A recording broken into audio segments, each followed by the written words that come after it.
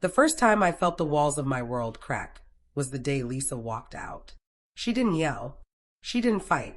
She simply packed a bag, kissed the kids on their foreheads, and told me she needed space to find herself.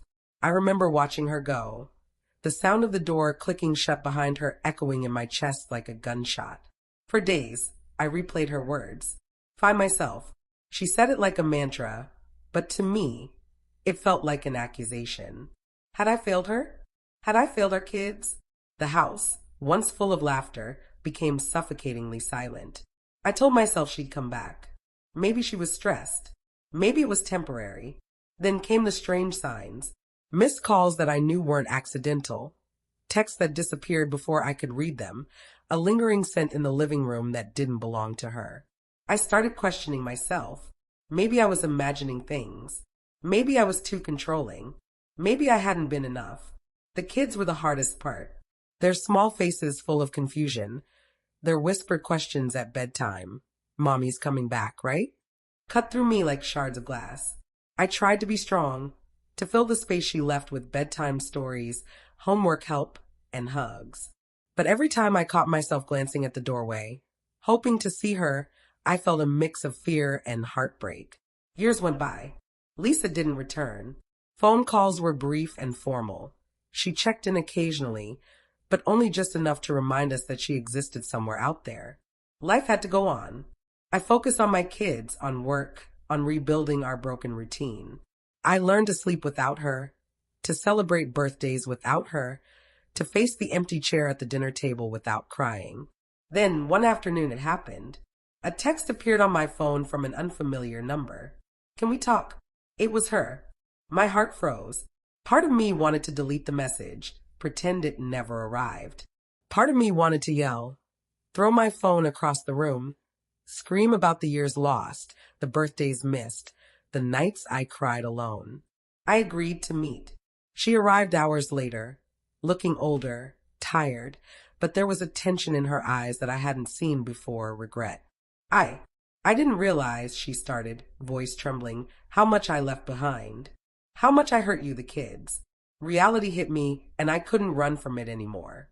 I listened, my chest tight, my mind a swirl of anger, disbelief, and an ache I didn't think could get worse. She spoke of loneliness, mistakes, and selfish decisions, of how she thought stepping away would set her free, only to find herself trapped in a life she didn't love, far from the family she abandoned. You left, I said quietly, and for years I raised our kids alone. I had to be both mom and dad. I had to smile when they missed you, explain why you weren't there for school events, birthdays, first heartbreaks. You were gone, and we survived without you. Tears ran down her face. I know, she whispered. And I'm sorry. I never meant to. I was scared. I thought I could find myself elsewhere, but I lost everything that mattered most. I see that now. Her words should have eased the pain, but instead, they sharpened it. Because I realized something crucial. Love alone doesn't fix betrayal. Time doesn't erase the choices people make. The kids and I had moved forward without her. We had rebuilt a life she had abandoned, and now she expected forgiveness, understanding, maybe even a place back in our world. I looked at her then, really looked. I saw someone broken, someone human, someone who had learned too late the value of what she threw away.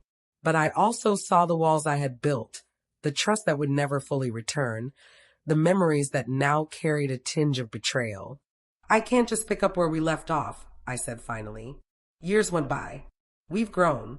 The kids and we've healed in ways you weren't here to witness. Your regret doesn't erase the past. She nodded, finally accepting it. I understand, she said softly. I don't expect to come back. I just needed to see you, to apologize. I had to face the consequences of walking out. For a long moment, silence hung between us, heavy but strangely peaceful. I realized I felt something I hadn't in years. Not anger, not betrayal, not longing, but clarity. I had survived. I had loved, lost, and learned. And in that moment, I didn't need her presence to validate my life. We said our goodbyes. No promises. No expectations.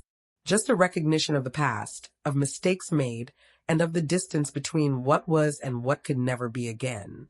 She left, and I closed the door behind her, not with bitterness, but with quiet strength. I walked back to my kids, to the laughter and chaos of our living room, and for the first time in years, I felt a lightness. Pain had shaped me, heartbreak had taught me, and betrayal had shown me the value of resilience. I had rebuilt my life, piece by piece, and no one could take that from me, not even someone I once loved more than anything.